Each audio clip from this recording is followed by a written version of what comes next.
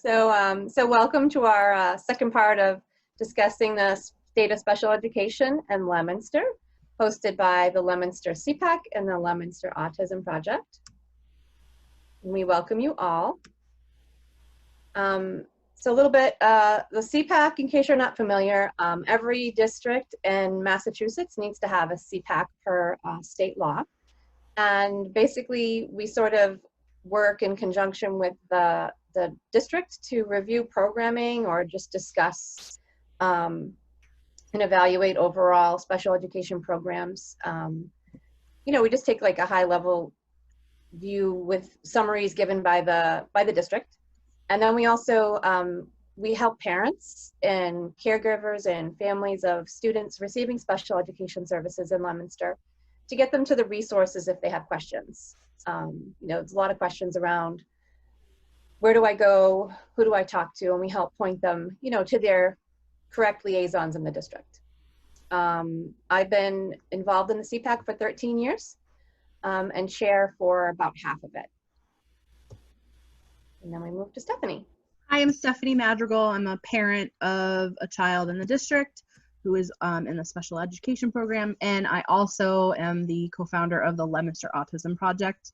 I started the project when I started to realize how limiting things were for my son and for us as a family to navigate around the city and to experience things, go into businesses. So we developed a training and went into a lot of businesses in town, dentist offices, the mall, things like that, just to make them more accommodating for families and children and adults with special needs. So that sort of branched off into, you know, my background. I have a teaching degree and I like to be involved in the school. So I do also spend time working with, you know, we provided sensory boxes for the schools, things like that. So I'm trying to be more involved in the school side of things now. And it's been harder to do businesses because of COVID. So, and anyway, that's the gist of it. We just listed some resources that are really helpful for everyone in the district. LeominsterSchools.org, the Federation for Children with Special Needs, Mass Advocates for Children, and the Department of Elementary and Secondary Education. That's sort of our basic toolbox when we're looking at, you know, help and resources. And you know, just a little overview of our agenda for tonight. We're going to look at IEP timeline updates, sub-separate staff and student numbers, remote versus hybrid, service delivery, privacy concerns when people are remote, path to full hybrid status for special education, transportation updates, and then an audience Q&A. Did you want to take this one, Steph? Or? Sure. Okay. So, well, maybe you can go over like that part of it, but I know one of the things that parents have been asking about was sort of what does the normal IEP look like post-COVID? So I know things were, you know, mid-evaluation, you know, people were in the middle of evaluations. We have kids transferring from early intervention into the, you know, pre-K, and then also just new IEPs. You know, we wanted to sort of chat about that, but Bonnie, did you want to? So I would just say that, you know, timelines are going to vary depending on what the request is. And we certainly know that we talked about in the last meeting, and Kim was pretty thorough with, you know, how the district is handling the restart in the fall. And then a great place for people to go is the Federation for Children with Special Needs, or DESE. Both have this link to this great guide, because IEP process is very confusing, but they have a really great guide that you can download in English, Spanish, and Portuguese, right from either the Federation or the DESE website. And then, I mean, I think most people understand how referrals work. Concerned parents or caregivers can contact principals, school personnel, or schools administration of administrative special education to ask for an evaluation and start that process. Kim, did you want to jump in and add anything? Yeah, that would be great. Can you hear me? We can. Okay? So we were starting to have IEP meetings even in the spring. So we've been continuing. We feel comfortable with the process that we put in place, the virtual piece, and so we are actually have already had several team meetings. And we're trying really hard to look at that, year process. The student's IEP, is a year-long document. Obviously, we're out of compliance with some. I think we did a nice job catching up as much as we could in the spring, but now we're kind of plugging along and starting to put some of those meetings on the calendar. I actually have been getting a lot of referrals for assessments coming right to my office, which is great because I can kind of field those questions, point people in the right direction. We're really just starting now to have enough PPE where we can start evaluating students. I think I talked a little bit last time about one of our challenges right now is that we are down 2 school psychologists in the district, but I have found about 5 consulting psychologists that are going to help us kind of plug away and start to do assessments. So the coordinators have started to contact them. Some of our school psychologists in the district are going to do some testing after school. Parents have been so flexible about allowing us to do some evaluations on the weekend, allowing us to do some, after school. So people are definitely, families are working with us, which is really wonderful. So we, of course, are taking a deep breath because one thing we're so good at is timelines. And right now we're feeling a little bit like we're scrambling, but we just have to breathe every day and remember this is the work that we have in front of us. These are the challenges, and we have some nice resources. I actually am also hiring a consultant who's going to help us with some of our educational assessments too, because as you can imagine, we have quite a few of those. So we put together a nice little resource for our coordinators to be able to call a speech therapist outside the district who can do some assessments for us. We have an OT that's willing to do some assessments, and we're very fortunate to be working with Keystone, who has surprised us with our physical therapy staff, and they've got a good handle on their assessment timeline. So it's starting to feel a little bit better about it's coming together. Great. So I'll jump over here. I stole this from the parent guide that I love because it's it's a really nice roadmap. Because I forget. I can't tell anybody off the top of my head what the number of days are. So we're not going to spend a lot of time here. I think just, parents who have questions, jump to this website, jump to this guide, call your coordinators, call special education office, and you can review this roadmap. Because it's a lot, it's a lot of understanding, but this is a nice brief overview. Can we post that on our pages later? Can you send that to me and we can post it on you can post it on CPAC, and then yeah, I can post on the project, because this is handy for sure. Bonnie. Yeah, it's pretty helpful. I think Ron had a question, Bonnie. Yeah, this presentation that you're giving us, can you give that to Paula so Paula can pass it on to the school committee? Sure. Yep. Paula, can you hear me? Yeah. Because go ahead. It's being recorded, so once I'm gonna have to just edit it a little bit, make it a little bit more, just chop some stuff off, and then then I'll be able to upload it, and it'll be uploaded to YouTube, and then we'll share it on the different platforms. But we'll make sure that we send it to Paula and Kim, and they can disperse it to whomever. Sure. If that works for you guys. Yeah, it does. Yeah. Okay. Thanks. Great. I'm not gonna interrupt you anymore. No, that was a good question. Yeah, thank you. So, if you have questions about your IEP process, again, just, reach out to your IEP coordinators, and the Leominster site has, very well laid out with the special education site with who your coordinators would be, their email addresses.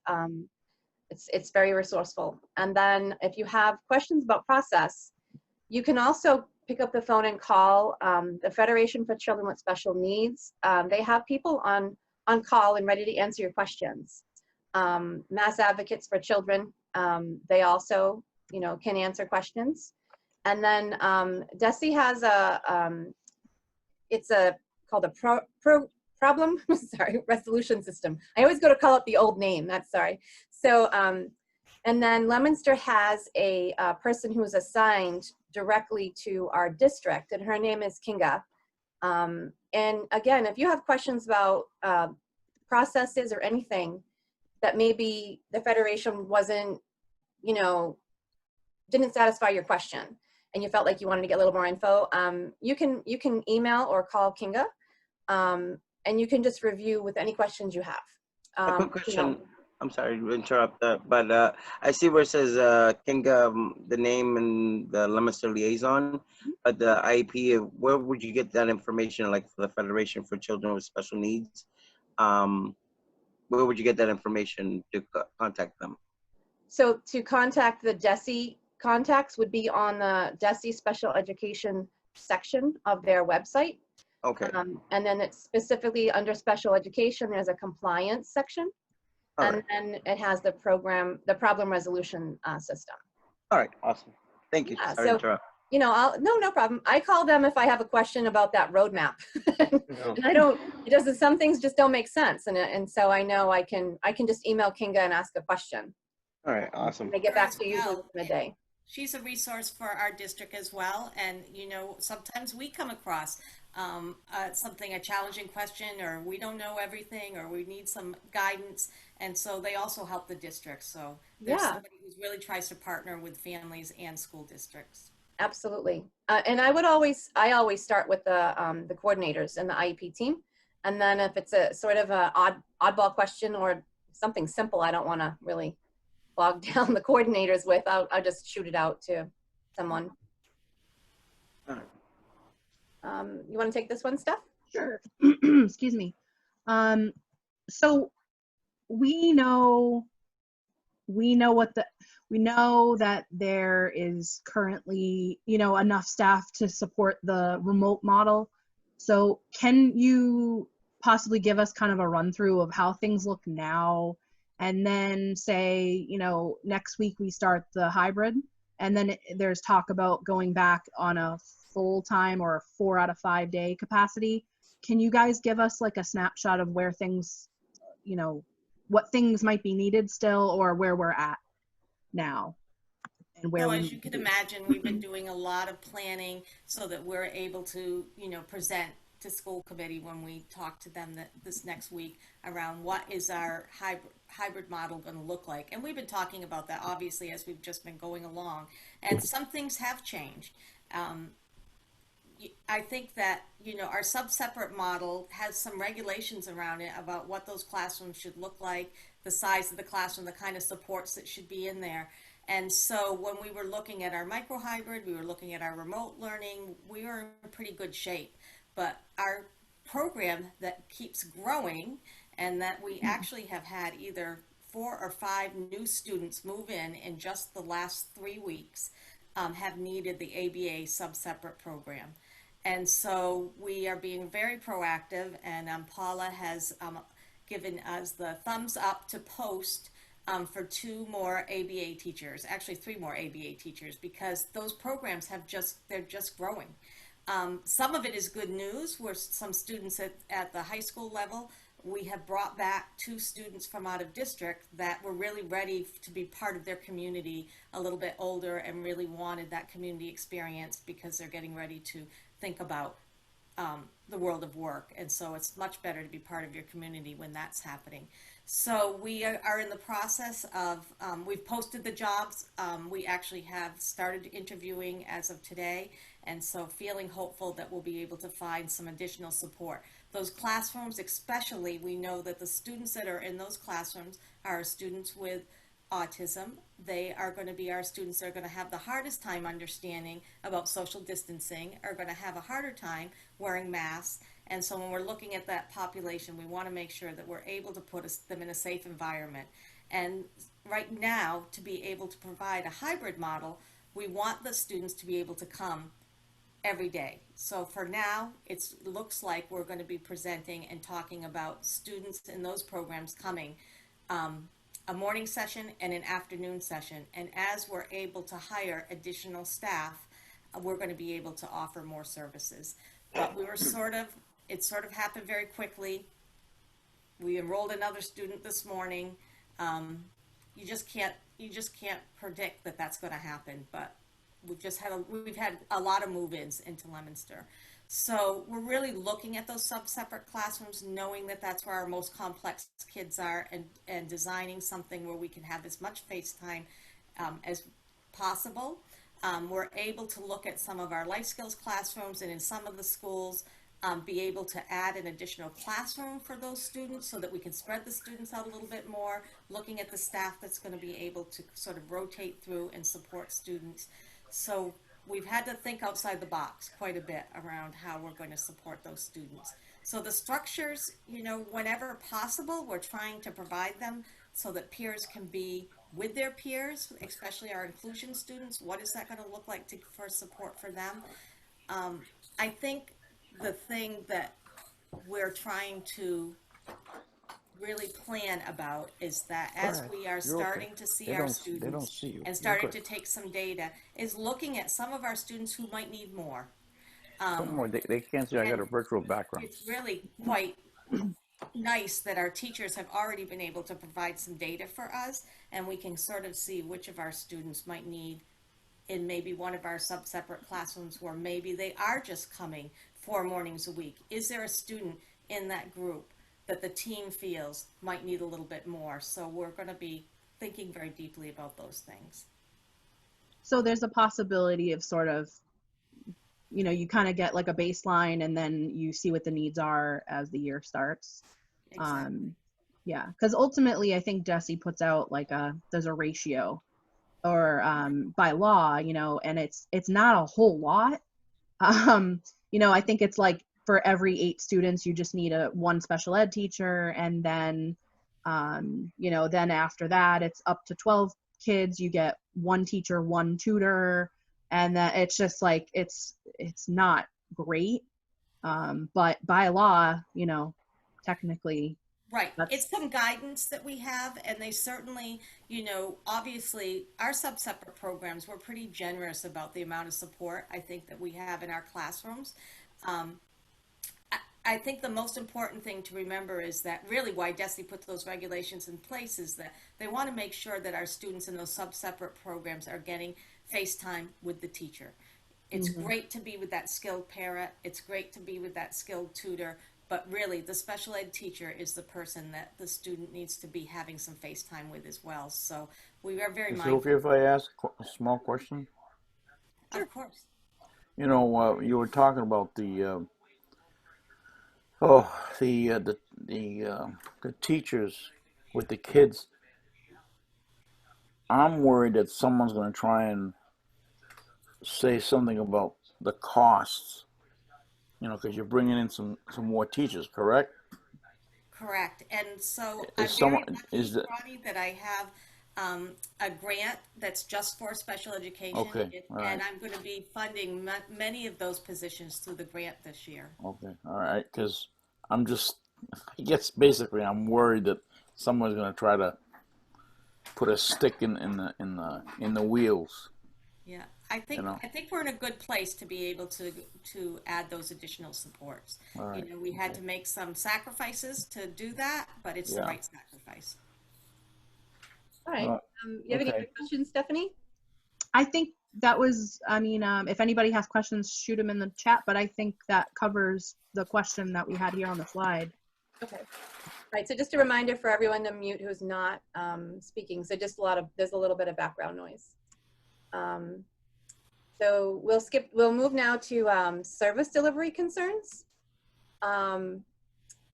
So the parents have expressed some concern over students who are in, their privacy when students are in like group classes.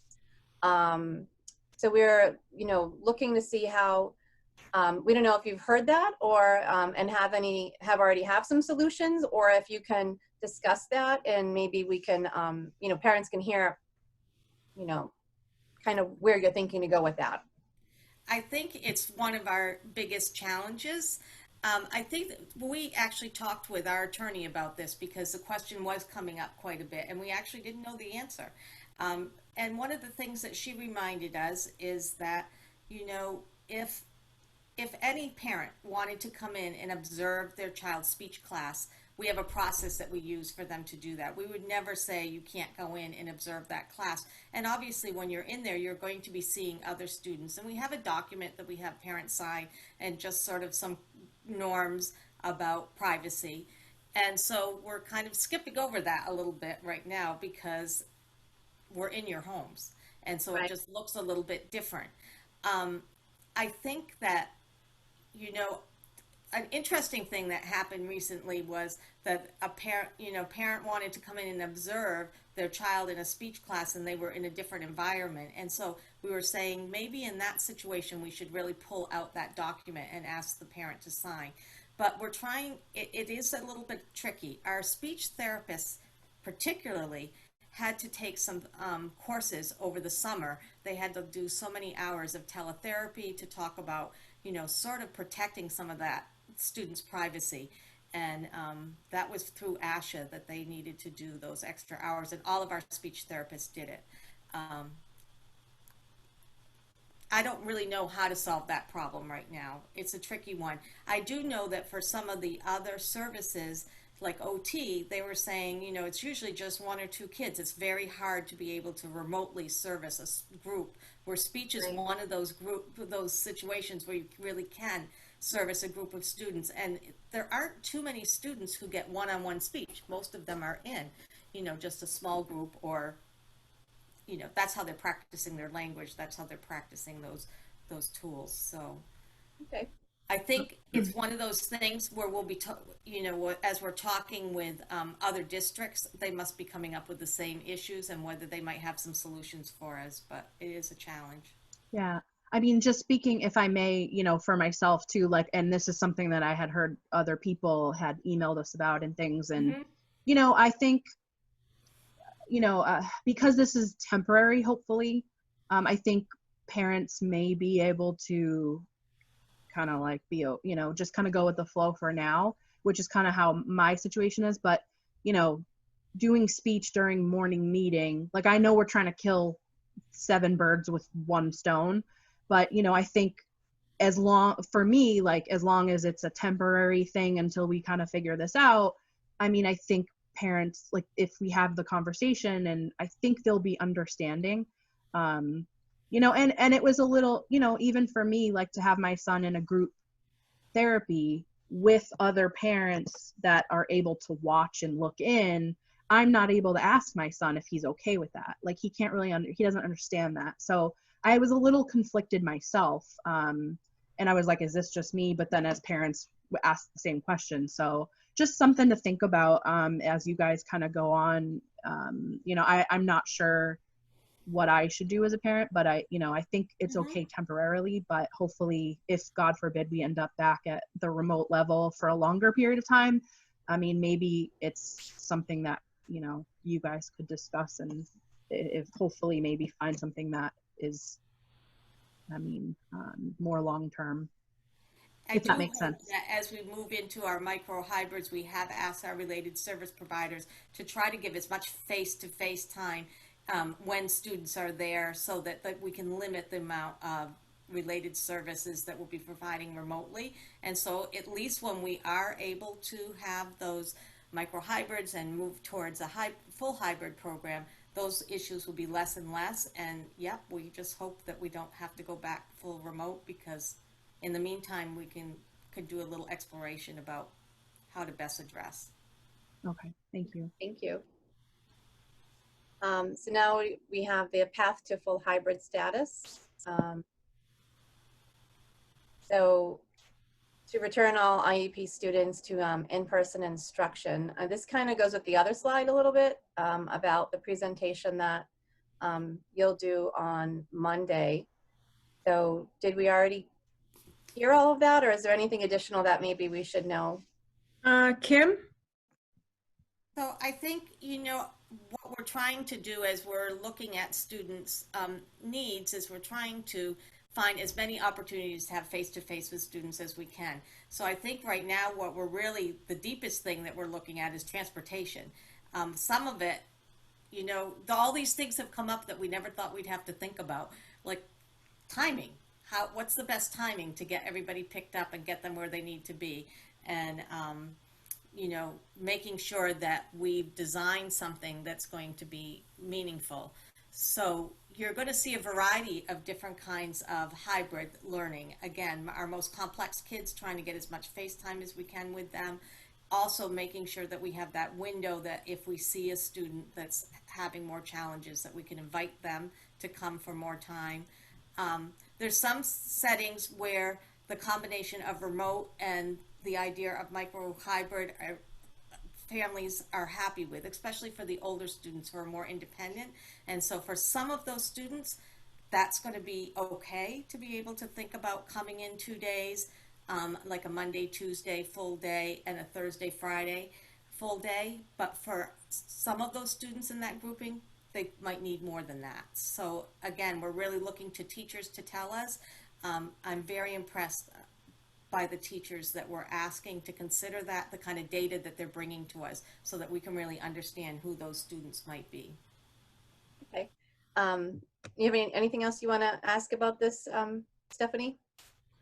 I think that is, I mean, unless they want to give us a sneak peek of Monday, I'm just saying, I mean. Just say it. So I have to say, I wanted to actually present it a little bit this evening, but I have not shared it with school committee yet. We have been struggling over the transportation pieces and a few other spacing issues. We completed it this evening at 5 o'clock. So I have not shared that with them yet. Okay. So I just want to make sure they get it tomorrow in their packets, and then it'll be out there for questions and discussions. I just want to say, just even our SPED micro hybrid hasn't even started, and we're already making adjustments to it. That feels really good. The flexibility, our staff is saying, you know what, I've got Johnny or Susie, and you know what, if I could just do this, and I just keep saying, just go do it. Just go do it. I mean, whatever they need, try to get it to them. So this plan will be presented Monday. Hopefully it's a very succinct and understandable program, because it's different for all the levels and what the needs are. But then it gives us a little bit of time to tweak the in-between pieces. That feels a little bit better. So I feel really confident that this is going to get through. It's a step in the right direction. And I've kind of been putting a twist on something. A lot of people have said to me, are we opening up just to close down? You know, here comes the winter, here comes the heavy seasons. So I've got this old mother from England, very superstitious. You don't play around with her. And she always made us have a window open all year long in the winter. And she has said to me, Paula, you need to open your windows. She believes that this whole thing is going to go away once the cold kills the germs and pushes it to the ground. So I'm going on that thought. I don't think we're going to go backwards. I want to just keep opening, opening, opening, and opening. We all recognize that's what we need, so whatever it takes. And I noticed somebody asked about the PPE levels in the building. The orders have really been getting dropped off in like on 1-ton planks right now. We're moving as fast as we can this week to get everything out. We have shields. We received 8,000 masks for children of all sizes yesterday from Avidia Bank and AIS. The desk shields are in, the office shields are in, the signage is in, hand sanitizers in, you name it. Like, it's all in at the same time. So I think the PPE levels are coming. We're just about there. I would say within a handful of days, we'll be where we want it to be for a start. I just wanted to add on to what Paula was saying about, you know, that we're trying to really be thoughtful and thinking about, you know, if we have to pivot a little bit for a particular student, that, gee, we've got everybody in, transportation set, we're ready to rock and roll, and then we have this kiddo that we're like, wow, we really are seeing, now that we have this student in front of us, you know, the whole child and what the issues might be. And once transportation's in place, that's where we are able to really work with them. That's the way we've always worked with transportation in the past, is once everything's set up, we have ongoing communication with them. Hey, we have a student, we need to tweak their program a little bit. They're going to need transportation. they like us to give them 48-hour notice, but I think that's pretty reasonable, and they usually try to work with us. So we've already established that line of communication. It's getting everything up and running. Once it's in place, we'll be good. Fantastic. Well, we know we can't wait for Monday, and we can't wait for the packet tomorrow. That's all I'm going to say. Yep, you'll get it. But I think too, people need to remember, like, I think parents realize, like, you know, there are going to be, you know, there's no precedent for this. So it's gonna be like whatever we start with is our foundation, and we kind of go from there. And I think just, you know, if parents have issues, just, you know, keep the contact line open. And Yeah. Communication's huge, you Yeah. know. Yeah. I really appreciate you saying that, Stephanie, because that's been our mantra as we've been, you know, looking at this new way of, you know, thinking about education. So I really appreciate you saying that.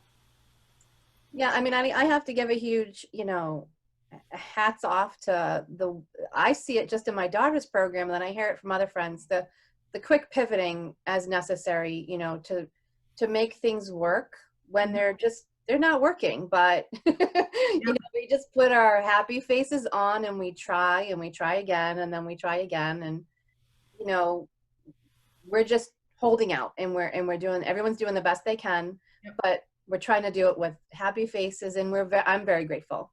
Right. Very, very grateful. Right. And I've said to the staff, you know what? Mistakes are going to happen. It's okay. It's absolutely okay. But I want you to at least start. I think not starting right now, the anxiety is really up. And watching the CTI students come in this week and the LCE students come in this week, you saw everybody calm down a little bit, because it felt like the first normalcy we've had in 7 months. So you can work yourself up all by yourself. And then when they saw a student show up on Monday, they knew back to business, and it felt great to see students in the building. But, you know, kids went up and started hugging each other and high-fiving each other. And I'm like, what are you doing? Yeah. They couldn't help themselves. Oh, I know. I kind of did it a few times too, but then I was okay. So things are gonna happen. We're going to adjust every day. Something else will get tweaked. All right, fantastic. So I guess that rolls us right into the transition piece, which sounds like you're still working on. So I guess we just wanted to quickly review. Last meeting was discussed that first student was still our in-district special ed provider. Is that still who's going to drive the students? Mm-hmm. Yes. Okay, fantastic. There's a few that there's some times where Vanpool will also be transporting some students depending on the need, but it'll be primarily first student. Okay, and then the big question that I know I always struggle with is, when am I getting that phone call? Because I don't want to be, you know, people start freaking out by noontime. So they don't, you know, the messages will start flying all around because nobody's heard from anybody. So will we be called over the weekend? Because I know it's hard.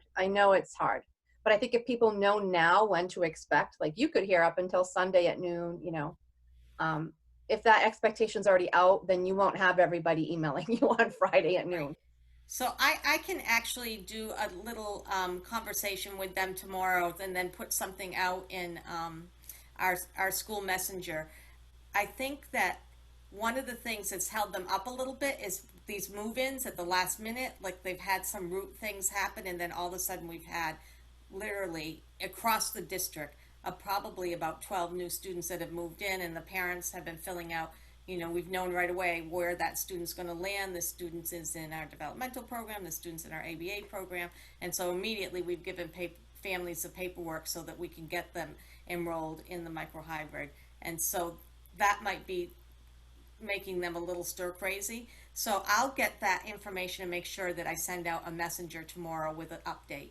That's great. I mean, Thank you. and again, hats off to first student. I'm always very impressed by them. Very good. I you know, I always feel very confident with my kid getting on the buses with them, and the students love them and they know them, and so I think that's going to be a very positive thing.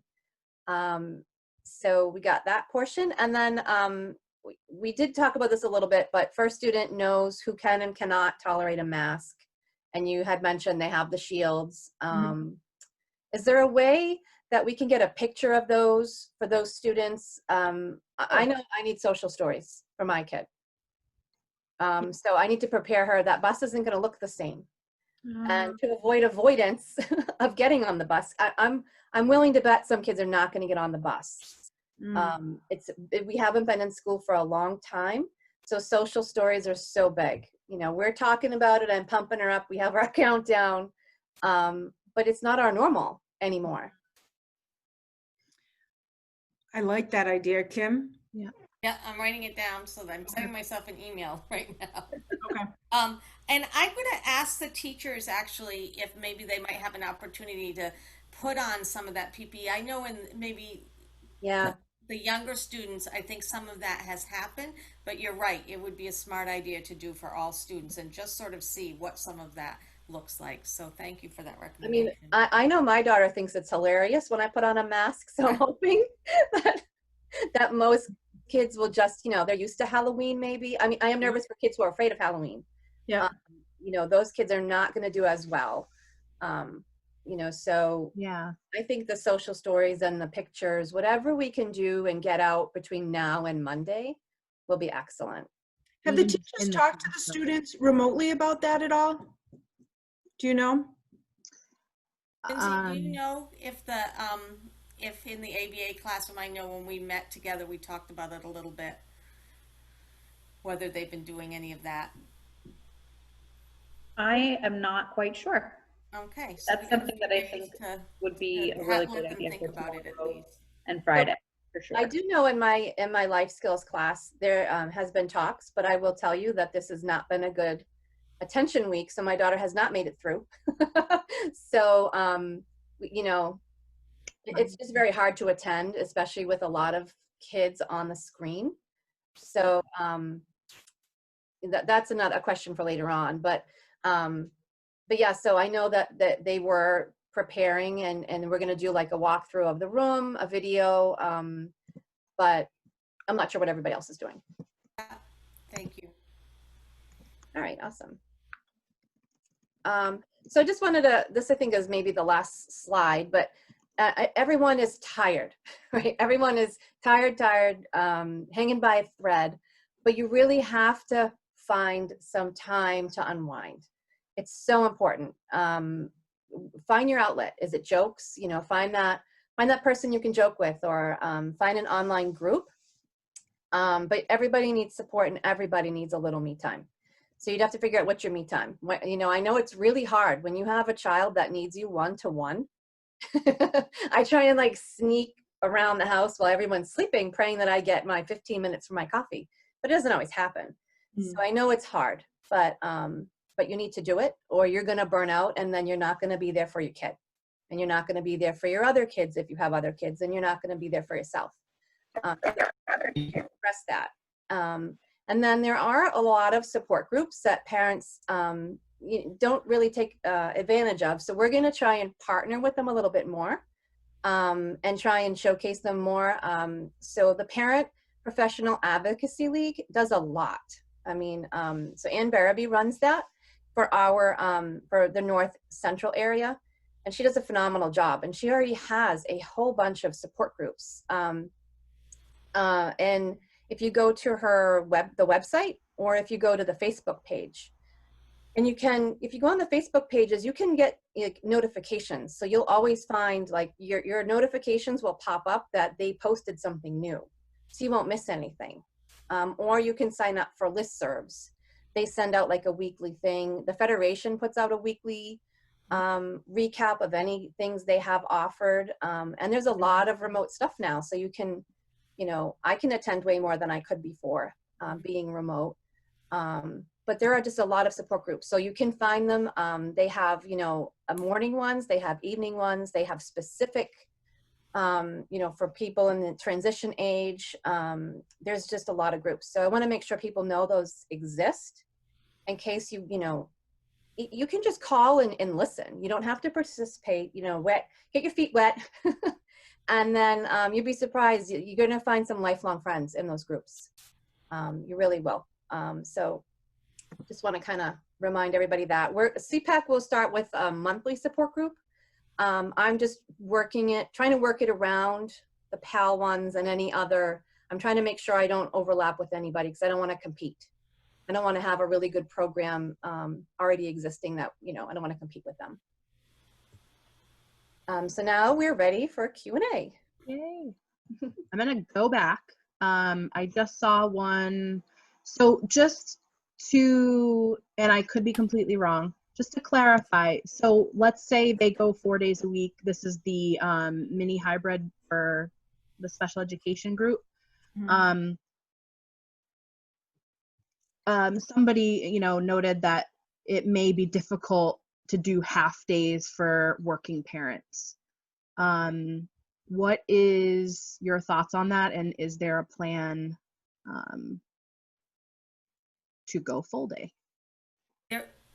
The only classroom that we're actually looking at, or the only group of classrooms that we're looking at for those half days, are the ABA classroom. So that's the one that we need the more staff. So as soon as we're able to hire those additional staff, then we're going to have some other options. And our goal would be to, for the full hybrid, would be to be able to have those students come 4 days a week and have a full day. But until the staff. Yeah, exactly. We just don't have the right ratio, a safe ratio. Even if we were to spread the students out into other spaces, and we're not even sure that we've got enough to do that, it's just not going to be staffed in a safe way. Okay. All right. So we're going to kind of toggle between the chat window and the stuff that we already got submitted. So let me just take a peek. We tried to list them all for ourselves. So question 1, some parents have expressed when in the remote environment, their child really needs the option to do asynchronous work. When their disability and lack of IEP supports in the remote environment cut off their access to their education. We want to be sure children are not marked absent due to their disability and learning situation. We would assume an email to the teacher explaining asynchronous work was being done is sufficient for attendance. And also some of that, guidance, we saw something in the remote learning guide from DESE. So we kind of, parents are looking for an answer to that.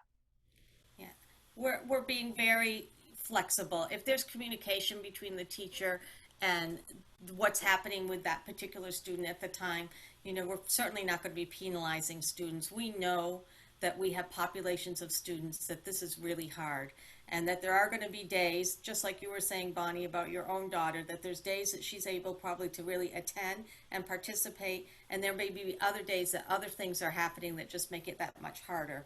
And so I think it's just exactly that communication that this isn't working right now. We're certainly going to work with families as much as we can around those kinds of things. Okay. So there's no way to have like a sweeping rule that everyone knows is there and accessible. I mean, I see that there could be issues with that, but I think it's stressful for us to have like a case by case, because my son has to log in some days 5 times, I think. And I think I don't know why I think this, but I feel like if the first login and the last login determines attendance possibly. So it's just, I want him to have that face-to-face time with his teacher and have that experience. And some, like his one-on-one, time I think is really valuable. But if I also have to get on him 4 other times of the day, it sort of like makes it difficult for the more, not that they're all not meaningful, and they are, but that like one-on-one time, I'd rather just like, if I'm gonna get him on, I would rather just focus on getting him on that one time. And there may be days like today, he had a really good day. But it's like, there's no rhyme or reason. So I think, and I think I'm speaking for a lot of parents, because that's what we've been hearing, is the stress about, having to hit those marks and get those kids to be camera ready when, 2 minutes or 5 minutes earlier, they're screaming like mine. I'm chasing them out, trying to get him downstairs on time. And then he's fine once he's, potentially fine once he's there. But I think it's just, it's stressful. And I think having a, this understanding that maybe we could have an alternative so that our kids are counted on the days that, maybe aren't great for them, or they're not, able to come to the computer without having to bother the teachers, like. Yeah, my concern is the trauma the kids are Yeah, feeling. we know our populations, we know that, there's going to be some challenging days, and it's okay. It's okay. And I think you're right. I think teachers are figuring that out too, that this is a particular student that I'm not always able to get in front of me because these are the barriers that are in the way. They are thinking about what are some other ways to reach those students, trying to find some other resources.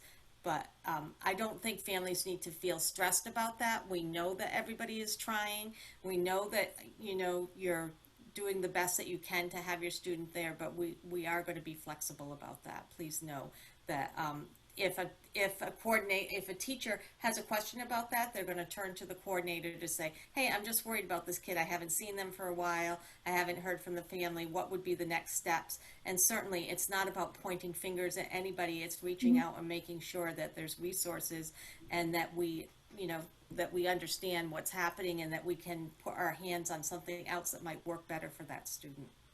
Yeah, and if there's a way, I don't, again, there's no easy solution for everything, right? But No. so my concern is less about the parents stressing, and it's more about the kids. Mm-hmm. Kids are stressed, and they're enduring trauma every time, and when there's something that they can't express, especially if there's a communication gap, you don't always know why. I assume overwhelmed. I assume, maybe disappointed that yet again I'm not going to school. It was my normal. There's a lot of things that could be going on. So I don't know if there's anything we can put up on the websites that there's any. Again, I love social stories and I love videos. So if there was a video that someone's done, I'm sure someone has. Is there anything we can put up for families to sort of show the kids to bring the stress level down? Meditations and things on the website though, so you can quickly go there in the moment. We have our toolbox at home. I have Yanni. I don't know why, my daughter loves Yanni. So, we'll put that on, or we have a handful of songs that I know, or special shows, and I reserve them for moments when I got to bring her back because she's, kind of caught up in the moment, and to bring her back in. So I think any kind of toolbox, sensory calming toolbox link with a variety of things would help. Yeah, or just strategies. Like, Yeah. I think everybody has things that they do just to share it in one location so that other parents can go, okay, this isn't working. What have other parents done that is successful for their child? I think that's a great idea, Bonnie. Yeah, I guess ultimately I was just, hoping there would be some kind of asynchronous alternative so that a child could be counted for the day and present, even though they weren't on camera. And again, I guess that would be more of an issue for kids that aren't going to be going back to the in a hybrid capacity. Or if we end up going long-term remote again, it would be something that I think people would be appreciative and kids would probably appreciate, is just to have, to be counted as long as they're doing this other work. And of course it's not the same and they're not getting, the teacher time, but, Jeff, I think you're going to see that in the full hybrid on Monday. Okay. So we really are, for the K-8, looking at more of the 2-1-2 model, pretty much what we're doing in the mini hybrids, but expanding the days. And so the 2 full days in would be that teacher interaction. The Wednesday, all of our buildings will be closed, but the whole class will be together in the morning. And then there will be 2 asynchronous days where there's probably a check-in in the morning where you can just, especially at the elementary level, we want to make sure that kids, asynchronous can get a little crazy. And elementary teachers are, we like to control these things. So we would, give a kid a checklist, make sure they're doing okay. And then at the end of the day, just say, hey, how'd you do? What did you accomplish? Blah, blah, blah. But during the day, it's asynchronous. So that's about as vague of, No, but that's that's pretty much helpful. the plan. Yeah. Which I think those of us who got our sorry, I can't even think of the name of it. The learning plan, individual learning plans Yeah. that are starting to roll out. Should everybody expect those if their child is on an IEP and 504? Not a 504, but for IEP, yes. They Okay. will be getting the individual learning plan. And we tried to develop something that was teacher friendly, parent friendly, kid friendly, so that as we looked at those services, we can change when students are going to have in-face and maybe then back, just so that we're documenting and we're saying, this is a period of time that kids were getting remote services. This was a period of time that they were getting face-to-face. And so we worked with our attorney to come up with a tool that, teachers could tweak quickly if they needed to. I think one of the challenges that we hadn't anticipated was as the teachers, the liaisons were able to put the learning plans together, it's been really challenging for scheduling with our related service providers because we keep changing our schedule a little bit. We're going to be doing micro. Oh, now we're going to be doing full. Oh, this. So they have really been troopers because they've had to really think deeply about scheduling, and it's been a challenge. And we had to hire some new staff in the middle too. We had an OT resign, and we had 2 speech assistants resign. So bringing in new people, throwing them in, people are coming in. Thank goodness they're nice and young, and they have lots of energy, so we can kind of get them up and running pretty quickly. But that was holding up the learning plans, and so we decided, guys, you got to just send them home. We want to document that speech service is in there, that OT service, and then those related service providers can reach out to families to say, this is when I'm going to be seeing the child. They've been seeing kids by going into, jumping into a classroom, checking in with kids, talking with them. Leominster has always done a nice job about, especially some of our older students, when they're talking about getting those speech services or OT services, about when the student might want to be seen too, because there are some classes the kids are like, please don't take me out of my art class, or please don't take me out of my math class, or whatever it is that they, we try not to take them out of their academics anyway, which is another challenge.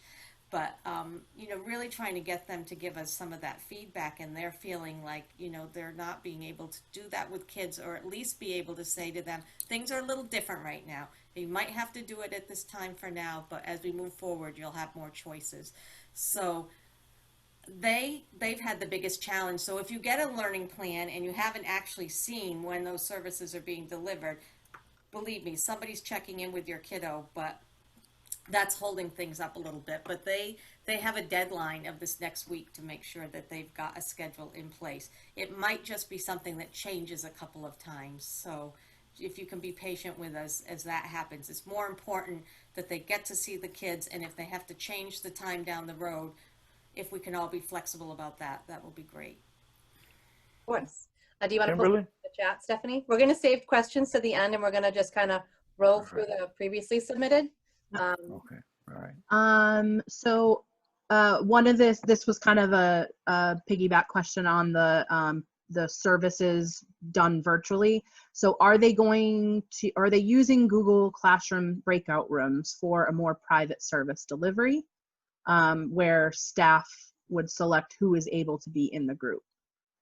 Are you mean when they're doing a larger group and then maybe doing a break off with kids? Yeah, I mean, I think, I'm assuming this is meant for like a larger group of students that may have like a breakout session to do private therapies.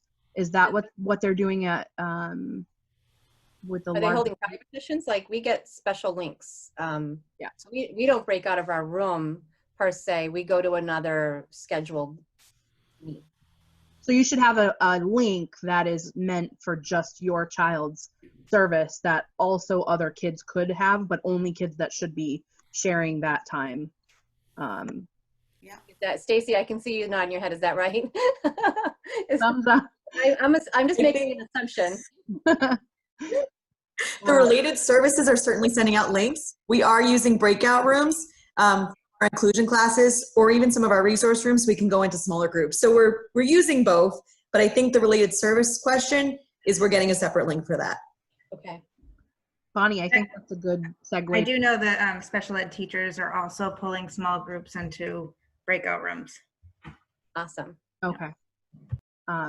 Maybe that question that pertains to the privacy. Yeah. So I'm gonna skip, hang on, let me find it. Sorry, I didn't mean to throw it, but I felt like it was a good, like, No, I was thinking the same lot thing, of so topics. yeah. I, So was, one I parent, thought it could take a moment Oh, while yeah. you're looking, Bonnie, and Yeah. give you a chance to look, that one of the questions that I was prepared to talk about tonight was, and I'm expecting it's going to come up eventually, is talking about the iPads that we were able to get through the grant. So the good news is the iPads are here. The covers are here, the cases are here. So one of the challenges that we had was the person that was going to help us set up those iPads has resigned.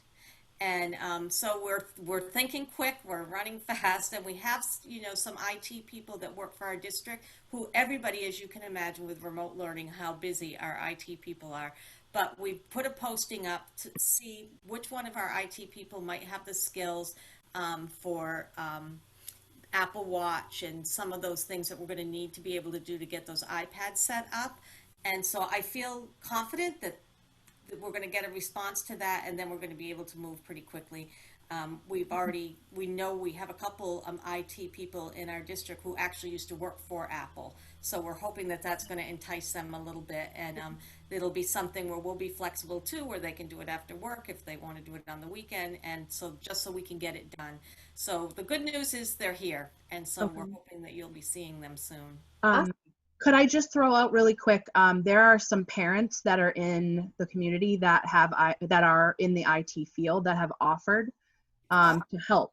So I don't know legal, like what you would be able to allow them to be privy to in terms of like login information and such. But I think that might be helpful just to reach out. And I know maybe those people, if they're listening now, is there someone they can contact so they could, get information about? You can contact me.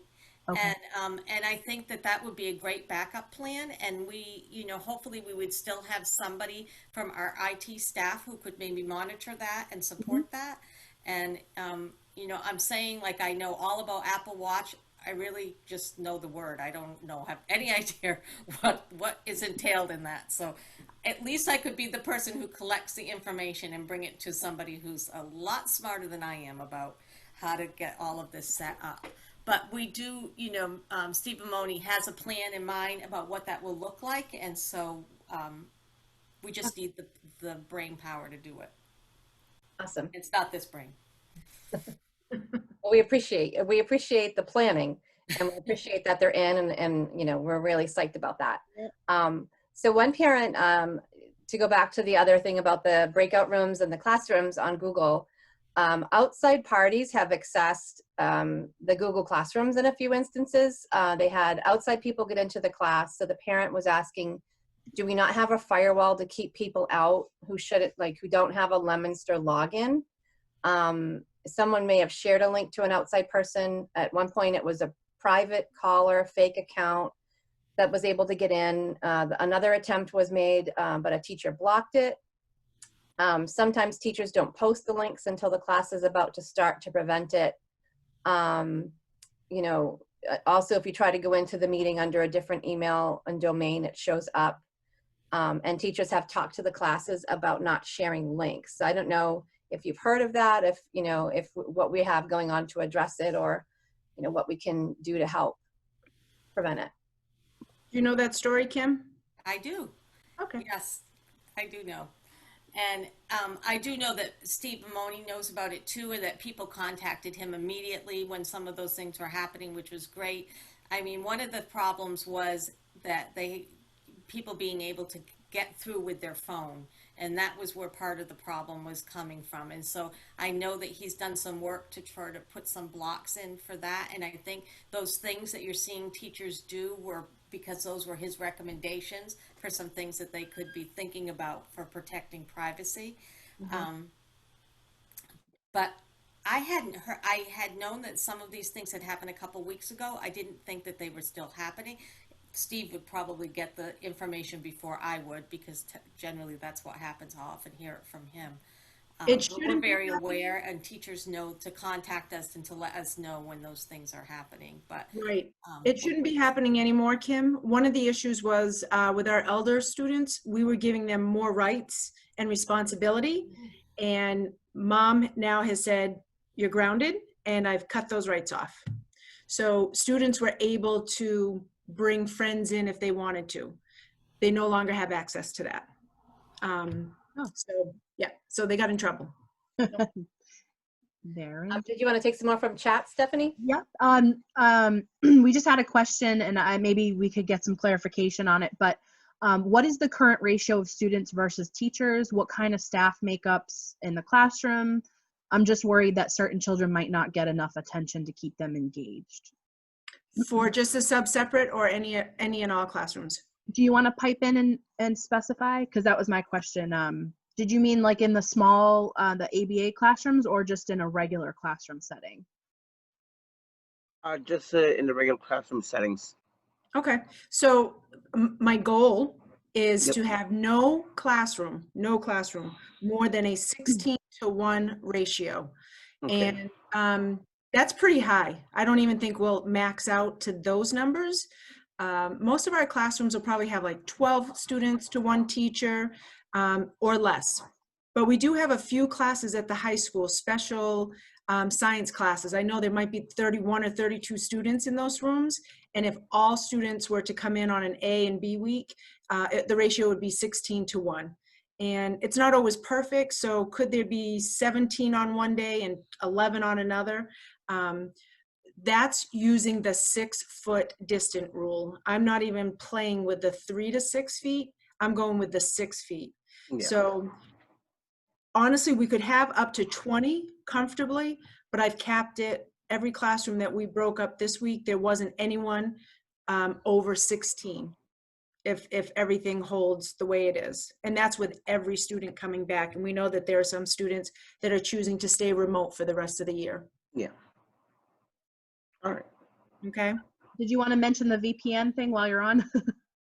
Yeah, you were saying that some people may come up with different like servers and stuff. If you use a VPN, it'll tell you that you're from out of state or from even out of the country. You know, so that's like I use a VPN myself, so it'll probably say that I'm in California somewhere, you know, when Right. I'm actually right down the street, if anything. So it all just changes from time to time. That's what a VPN does. It just protects you from other people trying to hack into your own computer. So I'd love that's to know why, what it is, but I don't know what it is. yeah, it's a virtual private network. So that's just like that your internet service provider doesn't know what you are. So even if you're using the internet, they can never track what you're doing or anything like that. It's just basically to allow you to not get tracked by anybody, like Google. You know how they track your usage, so like that they start giving you ads and all that type of stuff. So the VPN protects you from all those things. So if you know my history at all in Leominster, about 3 months on the job, I was cyber attacked, and I'm not even joking. They hijacked the whole city of Leominster public school system, and I had to pay a $10,000 ransom. So I know about cyber attacks. I have more firewalls up in our district than ever possible. So yeah, they do that constantly. They try to hijack the information and then try to sell it back to the city and stuff. And then they'll do it again in a few months later. Yeah. Don't tell Paula that. No, no. I thought that was the worst thing that would ever happen to me. And then COVID hit. It happened to a city in Oregon, I think it was, that they paid like a huge ransom to get all their information back. And a few months later, they did it all over again. Yeah. And there was nothing that they could do. Oh, There's nothing they could do because they're paying with Bitcoin. Yeah, we So did. it's just all anonymous. Bitcoin. Yeah. All right. Connie, do you have another question, or do you want me to take another question from the chat? I'll take one Well, from thank you very much for answering those questions. yeah, for me. no I appreciate problem. it. Thank you. I'll just You're take one more from the list because it kind of goes to access.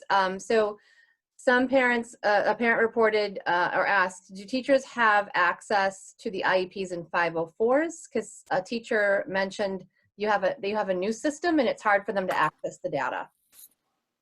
So it's not a new system. We've had eSped. They might be talking about the 504s when they say that, because we wanted everything in the same place so that we would have all of our data in one place. And so that has changed a little bit. And so there's been a little bit of a learning curve for some people. Stacy's done a really nice job. She sort of oversees our eSped program and makes sure that people have access to it. And we have a read only for anybody who's not in,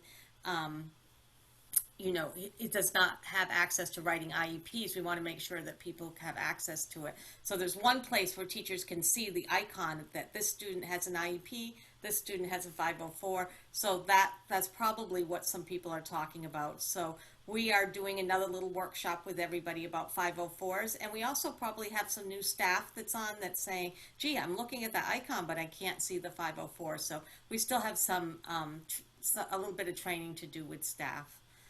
Okay.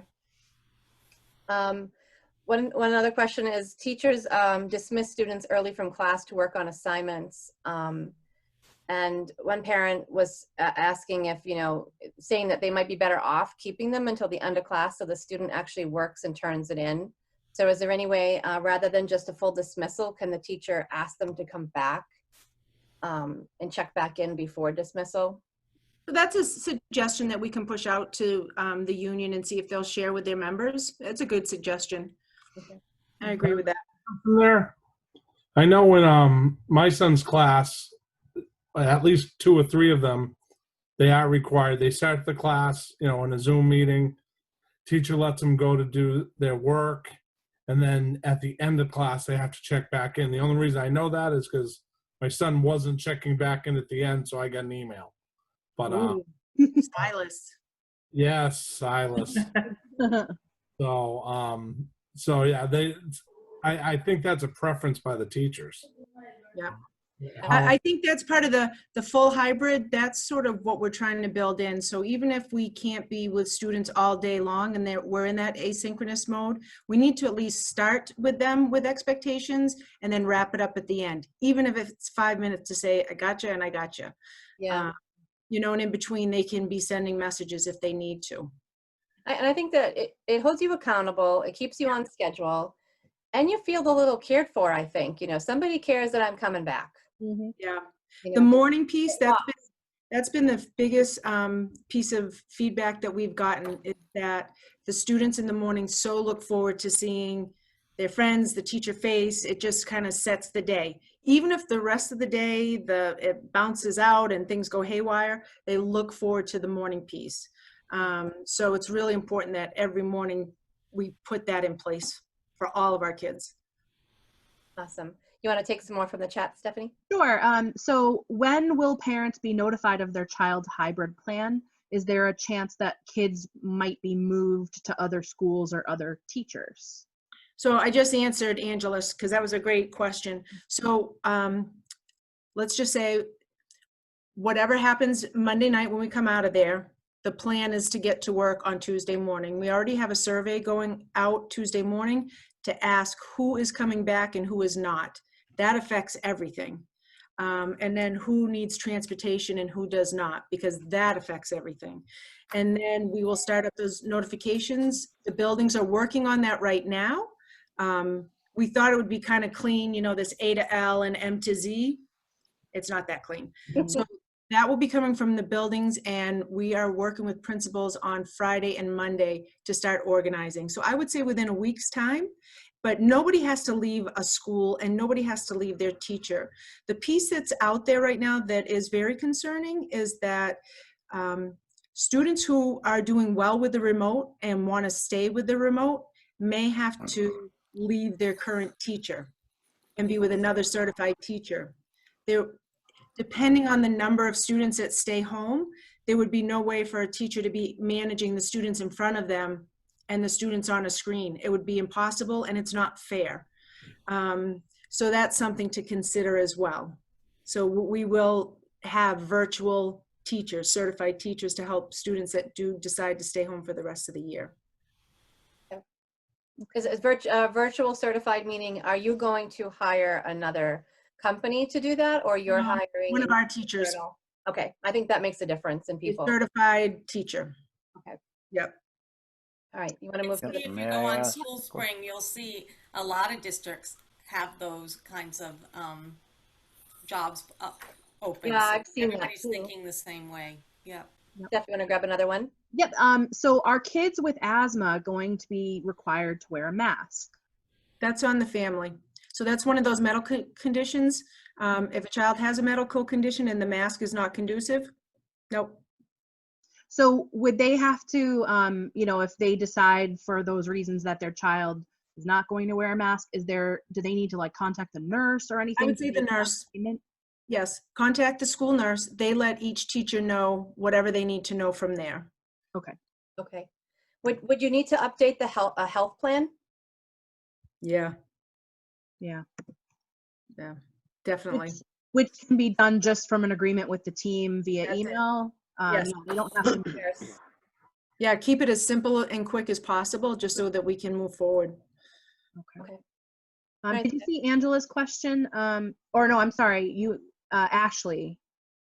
If the students go back on half days, will they be doing their IEP courses while they're there? Also, how would it look when they get home? Would they have to log on every day with the teacher? I guess if so, I don't think that would be enough time since their class ends at 2, trying to catch up with what the teachers taught. So is the question that if they start half day, would they then have to go home and continue their school day every single day? Right. I think it'll depend on the population of students and what that looks like. So we've purchased some other resources, some other online tools that students will be able to use independently. So we're going to try when we have students in front of us not to have them on a lot of technology, that they're going to be doing other things. Obviously, we've got some new tools that we want to introduce them to, and that's going to be a great opportunity when we're face to face to be able to share. Here's a Teach Town is one of the new tools that we have, and we're going to want to show students that and be able to give them another tool of something they can do when they're home. It'll depend on each kid. They're going to have different goals. They're going to have different things that they need to work on. Some kids are going to be able to do some tasks very independently that we're going to be able to package them up with. Other students are going to need some technology or some resources for families to be able to utilize or to get on, or I think the team is really going to have to talk together about for each student. It's not going to look the same for every student. We're really trying to stick with that being as individual as possible and wanting those students to be successful. You mentioned Teach Town, and I know the class that my son is in, we started the process of kind of like logging in and registering, but I've seen a lot of conversations around that people are having trouble logging in. I don't know if that's something that's a work in progress or if it's just a small group of people that are having issues. Oh, Lindsay, do you want to jump in at all? Lindsay's sort of been partnering with our department on taking the lead on Teach Town because it's with the population that she services. So I don't know if you have any little updates for us. Sure. When I sent out I had my 3 substantially separate teachers at Francis Drake send out the Teach Town invitations to the parents to be facilitators, I had videoed a kind of a user guide. I used Loom, and I made kind of how to log in, what it's going to look like, what the format's going to look like, hopefully walking parents through step by step. So if you didn't get that, and you would have only gotten that if you have a child in the separate classroom at Francis Drake, but I'm happy to share that with other people because if it's helpful, great. And if that wasn't helpful and you still can't log in, please reach out to me directly. Okay. Yeah, I think there was an issue with the username and passwords, but I'll just let them know, and obviously myself too, I'm having issues, but we'll let you guys know. We'll reach out to you. I didn't know if it was like the district was trying to figure it out, or because it seemed like a few people mentioned that. Yeah, I hadn't heard that, so I'm happy to try and troubleshoot with you. Okay, yeah, I'll touch base with you, and then I can always spread the word or send people to you or whomever they're lucky you. We'll all learn together. Yeah, thank you. There was a question about ADL. I'm going to go back up. How will ADLs look during microhybrid for this week? Will they still do them? I do not know what an ADL is. I don't mind fielding that if you want me to, Kim. Sure. Go ahead. And again, I can only speak to Francis Drake, because that's where I am specifically. But my staff has approached me about ADLs, and those are activities of daily living. So those are things like when we teach students to brush teeth, wash hands, toileting, a variety of tasks that we try and help with.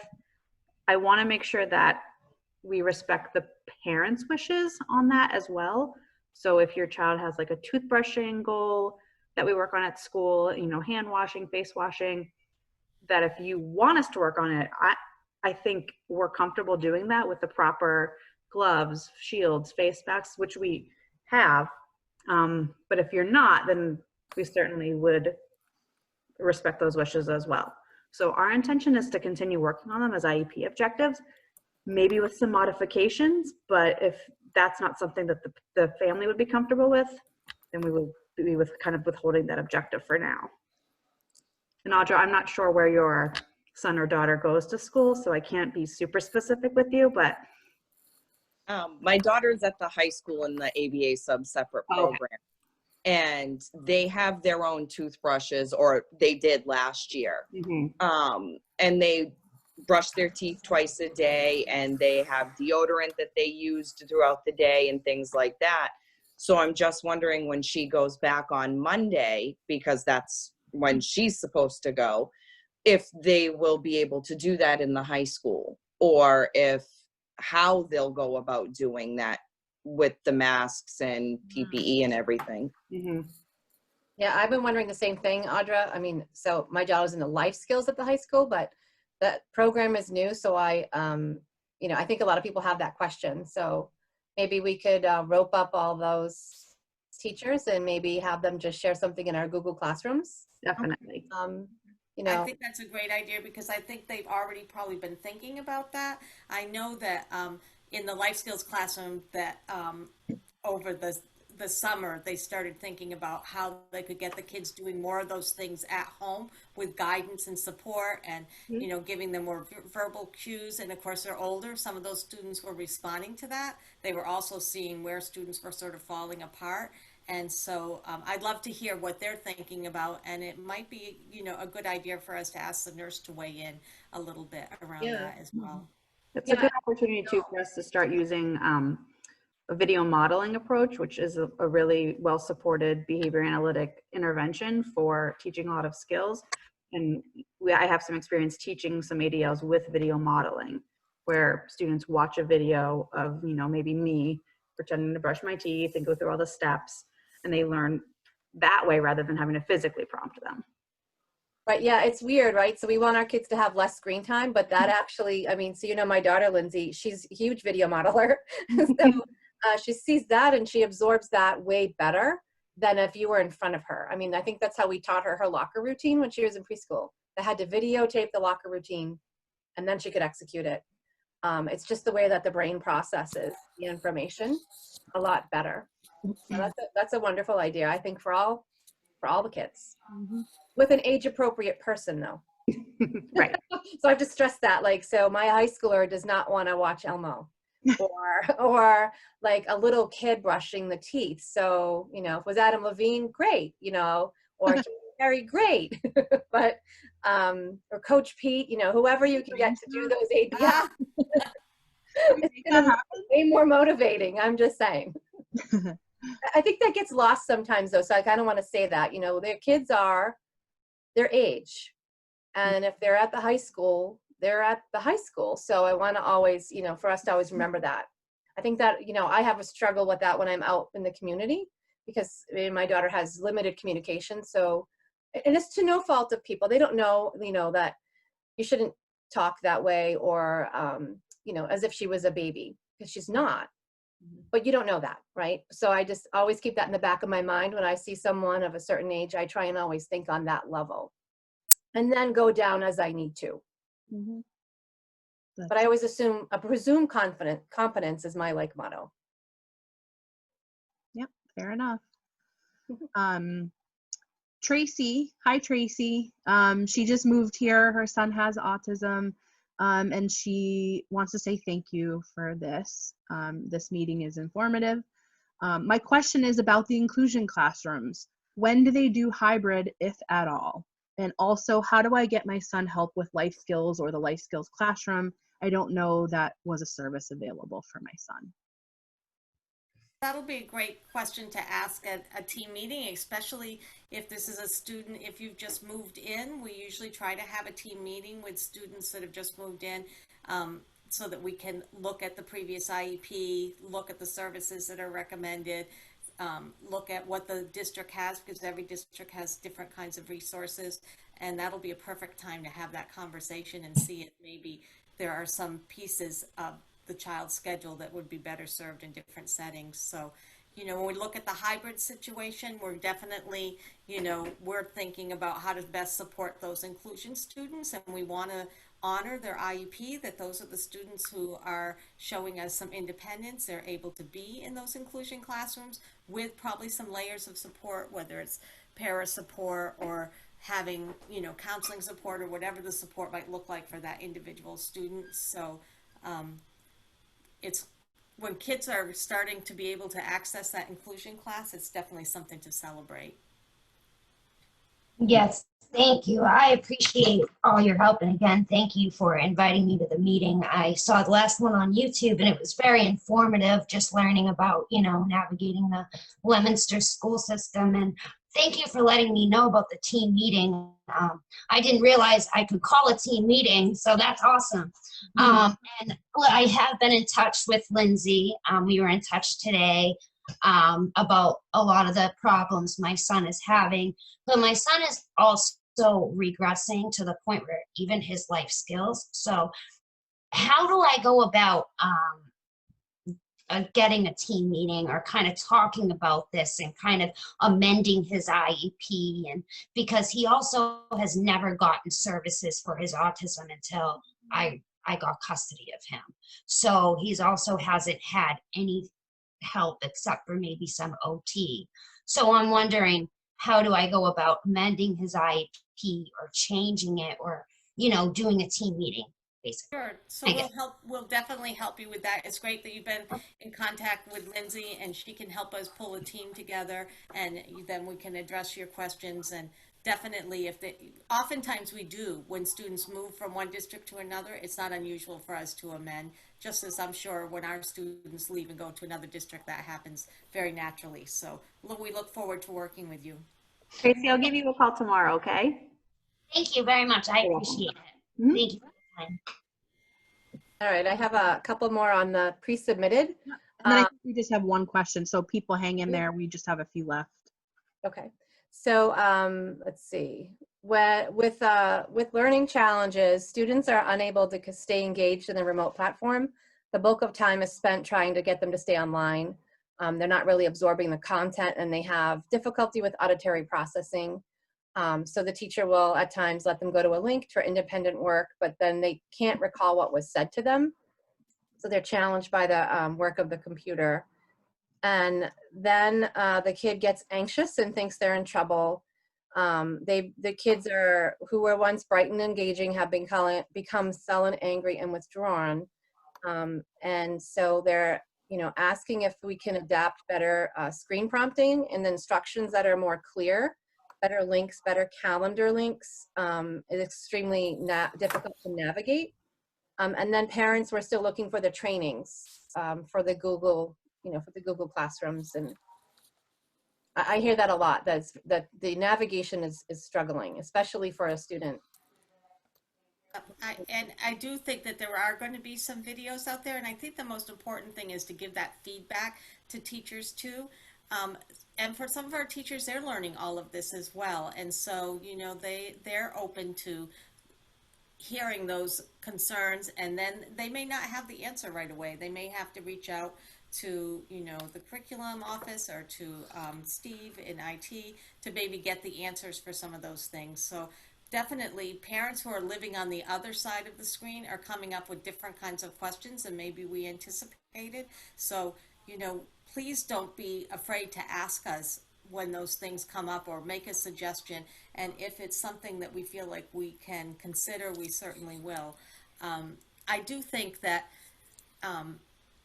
you know, teachers do have some of those tools in their toolbox, but maybe they're not always picking up on that. Maybe that's a challenge at home. So if that communication's there, they might be able to say, oh, I could be doing this, this, or this. I will tell you that we've had a couple of kids that really, one of the things that seems to be helping for those kids who are really showing a lot of anxiety is working with the adjustment counselor. Just having a couple of meetings and talking about what are some tools or resources or exercises that you could be doing when you're feeling like that, and doing some check-ins with those students about, hey, remember that technique that we practiced the other day? Did you try it today? How did it go? So our adjustment counselors are getting quite busy because we've been talking to them a lot about certain students that are really starting to show us that they're feeling stressed, that the pace might be in some situations going a little fast for them, and then it's okay that there's ways that they can let us know. So I think it's something that we will get better at. Okay, yeah, I mean, we had quite a few with the same theme, that kids have anxiety now off the charts. You know, they're struggling, self-confidence is low, because they just feel inadequate. They feel not confident. They just can't, they can't do their learning remotely like they could in the classroom. You want to go to the chat for a few more? We have somebody wanted to know how to access the adjustment counselor. Yep, so you would talk with your liaison, your special ed liaison, to say that, you know, you would like your child to maybe touch base or just talk about what the issue is that you're concerned about, and then that special ed liaison can reach out to the adjustment counselor in their building. Okay. So the last one that I see, and I'm so sorry if I skipped anybody, and let me know, yell at me in the chat if I did. But so Ronnie wanted to know, Kimberly earlier said that they didn't have the necessary people for certain classes and that they're looking to hire more teachers. What is the cost? What would the cost be? And do we have the money, or where will we get it? So for the teachers that we're considering right now, which is our priority right now, is ABA teachers. That's our priority. So we do have a grant that we're able to use for teacher salary. So some of that will come out of the grant. Most of it actually will come out of the grant. And then there might be one salary that'll have to come out of the local funds. But we were prepared to know that that was going to be coming up. We had, you know, we've been talking about it and saying we're going to really keep an eye on these numbers. We're really going to keep an eye on what we're planning to do, when we're going to open our schools, what is our hybrid going to look like.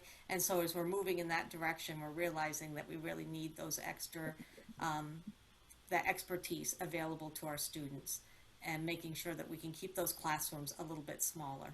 So we're very excited about it. We're actually trying to think, you know, just as Paula said, we don't want to be moving kids from one school to another. So how can we keep the kids for right now at Francis Drake and give them that support? If we were able to hire a teacher tomorrow, it might be a co-teaching approach that we did in one of the classrooms, where the two special ed teachers would be working together with the staff that was in there, maybe accessing another space along with it. And it'll be a great opportunity for that new person to sort of understand how we work with our families and what are the tools that we have and resources.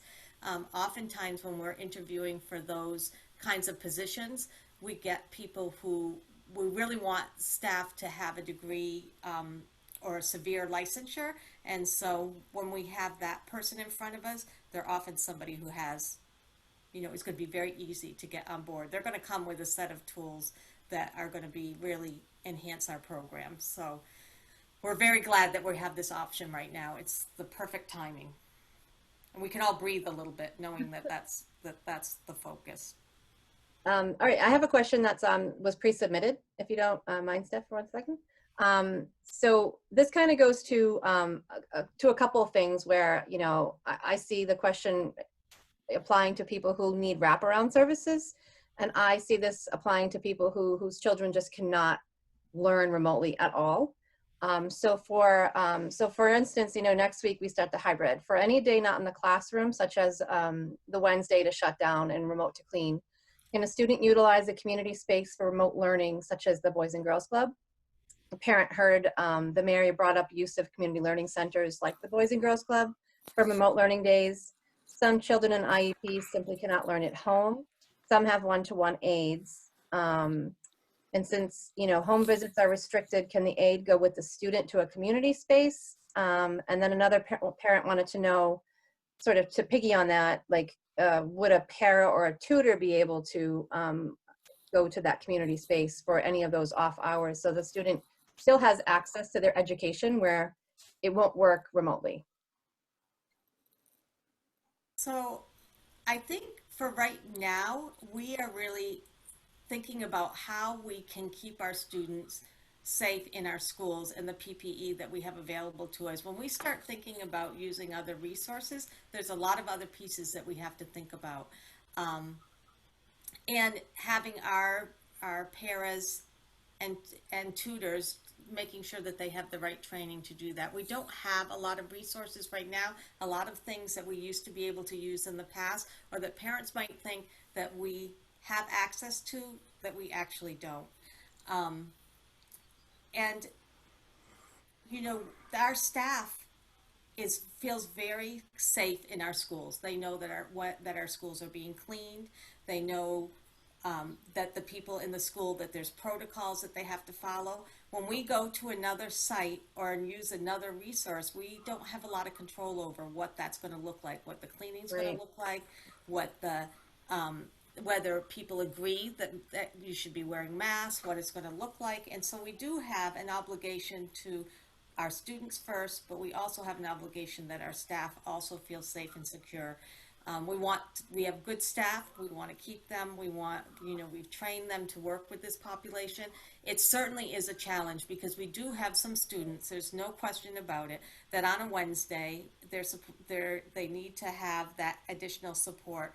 We're really going to try to package those kids up with the best resources that we can.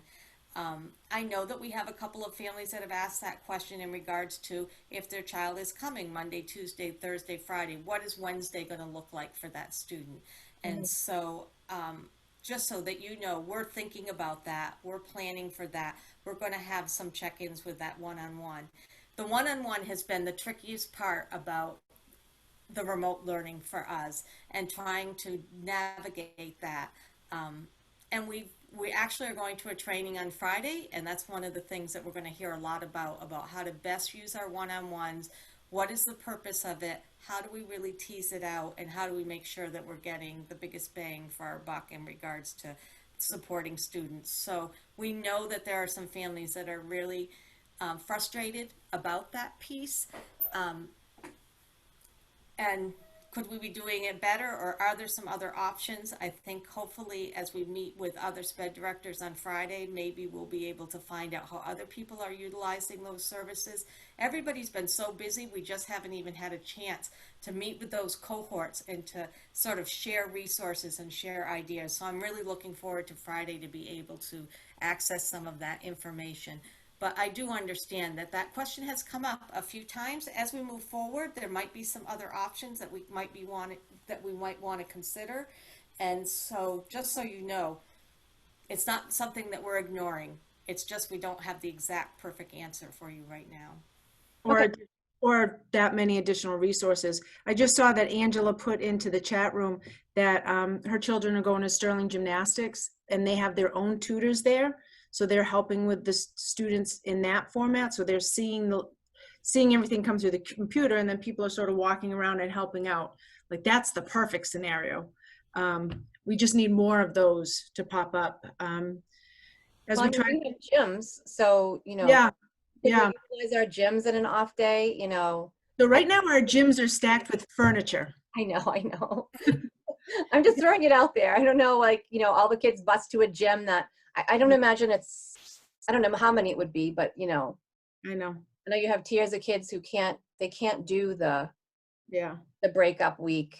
And they struggle. So, I don't know.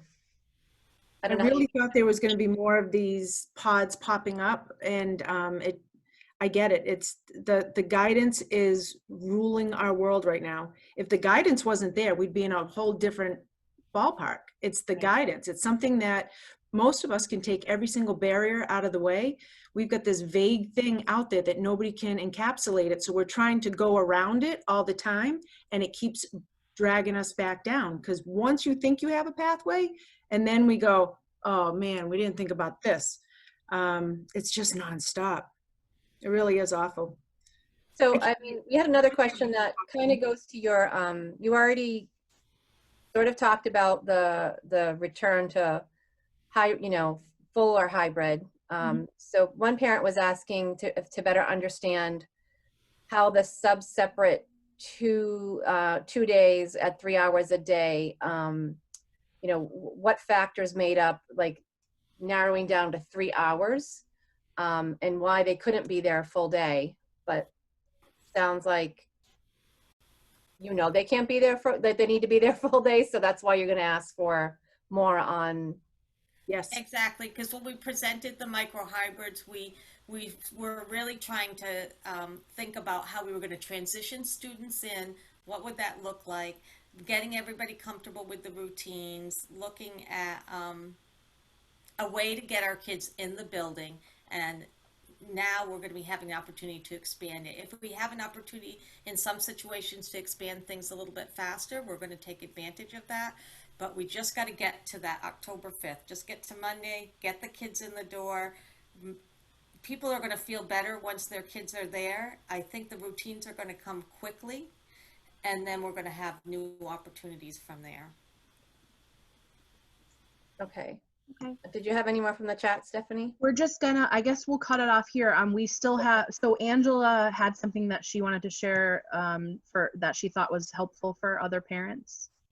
Yeah, two things now. But real quick on the Sterling Gym thing. So we had Gabby, our oldest, go there all summer for camp. So we had the opportunity to see how they kind of dealt with their safety as far as COVID goes. So we felt very, very comfortable. And then they ended up opening it up for remote learning. So they are, I believe, still enrolling kids. So if you know of families that are looking to send their kids, they've done an incredible job. They've actually hired quite a few staff members that are teachers that I think that have been laid off to help. So they actually separate out the ages into essentially classrooms. I don't think they take any more than 12 kids a week, but the kids have to wear their masks going in, but the staff is there to help them basically go through their days on the computer. We're actually going to send Allie over there now that she's going to be starting hybrid. She was at daycare, but it's just a little complicated with that schedule. But Sterling has committed to doing the year, and they are willing to work with the hybrid situation too, which is even better for our situation. If we end up going back remote, or we stay hybrid, we go back and forth, I think they're willing to work with families. So just something for people in the community to think about. I mean, the downside is you obviously have to pay, so that could be tough for families that can't afford it. So hopefully there might be some other pods that'll open up that might be a little more affordable for people. But the other thing I just wanted to bring up, just for kids that are on IEP. So Allie, she's on the spectrum, she's in kindergarten. And one of the things that I brought up to her teacher was it was just really, really hard for her to sit in front of the computer all day, because we've been doing telehealth with ABA since March, and it's been really, really hard for her to do that. Her kindergarten teacher was able to set up a great choice board. So she and the other kindergarten teachers at Fallbrook basically come up with a weekly board of activities off of just doing the live learning. So if she can't sit and attend to a live lesson, she can do worksheets, or she can do maybe YouTube videos or other activities. So I just suggest that parents talk to their teachers about other alternative activities that their kids can do if the kids can't sit at the computer. Because it is a possibility, and it's I wish that all the teachers would do this, because it's been so good for her. And that's all I have. Thank you for sharing. That's good. Thank you, Ann. I have one more actually that I think is kind of important that I wanted to put in there, because I've seen it floating around. The Google Classrooms, where we have, hold on, where did it go? I scrolled wrong. Hang on, sorry. Can I ask a quick question? Do you guys know when the parents will be getting the IEP schedule? I'm not sure what the question is. I'm sorry. Is it the individual learning plan? Individual learning plan? Yes. Oh, the individual learning plans? Yeah. You You should know be when getting the them. parents will get them? They're going out for sure. Teachers have been working on them, and so I'm thinking that you should be getting some soon. If you don't have one by Friday, you should Okay. really be reaching out to the student's liaison to get a timeline, because we really put some expectations around this was something important that we wanted parents to have. Yep. Okay. Thank you so much, ladies. You guys have been awesome. This has been an awesome Thank meeting. you. Thank you so much. So one concern is in someone's son's math class, they have a Spanish translator that translates during class, and it becomes a distraction for some. He mentioned that he was trying to figure out Google Translate so it would translate as the math teacher spoke. Where they're wondering if that's being worked on because it cuts into the teacher's instruction, and that they wanted to make sure you knew it was nothing against the translator. The person speaks Portuguese and gets it, but said there has to be another way so that the class doesn't get interrupted every few minutes. Well, I think that's just part of the feedback. So if whomever wrote that, just send a quick email to the teacher, because they may not even be picking it up. They're just going about their business. Because we definitely have some workarounds for that. Okay. I think yeah. that a lot of people need that. I know that it was more than one person who mentioned that in other forums that I've seen. Okay. Parents their primary language is not necessarily English. And Google has extensions that parents can have it translated so they can sit next to their child and watch it. Right. So we've pushed out a bunch of those extensions. So I'm Great. sure it's out there. I just want to make sure that they're communicating that to the teacher so they know what's going on. Yeah. That's Okay. great. Excellent. Yeah, thank you, everybody. We're gonna cut the chat and the questions there, but I think everybody kind of got out what they wanted to. Hopefully, it was beneficial. We thank everybody. Teachers are here too, guys. The staff is here. We have some school committee members I know jumped in tonight. Obviously, our superintendent and special ed director. So they're invested in the kids, and we obviously appreciate them spending their time. And we just ask, that you keep the line of communication open with the parents, and obviously our administration too, just to clue them in what's going on. And it's a work in progress. And I know, they try to communicate with us, but the more communication, the better with parents, because I think the more we know, the less we will bother you. Even if it seems sort of okay, we're not sure what we're doing, but we're going to try this. I think that's helpful. Yes, thank you so much, everyone. I get a lot out of it, and so thank you. All right, let's Thank stick you, ladies. We can get through this. All right, people. You all take care of yourselves. Stay safe, Thank you. please. God bless everybody. Take care. Thank you, guys. Have a great night. Yeah, you too. Bye-bye. Bye. Bye-bye.